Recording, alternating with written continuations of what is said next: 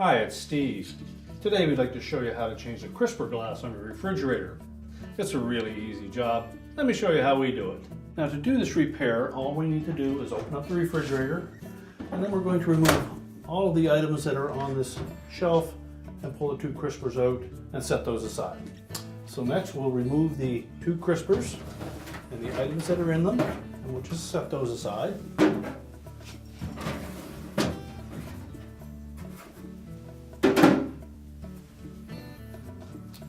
So if the glass is still existing in your refrigerator, we'll need to remove the old one first.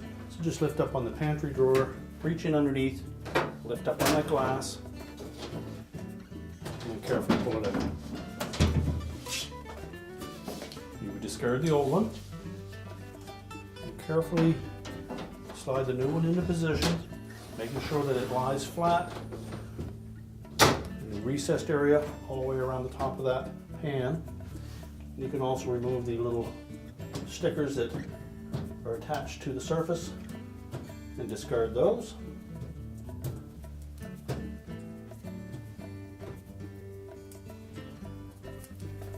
We can then put our crisper pans back in.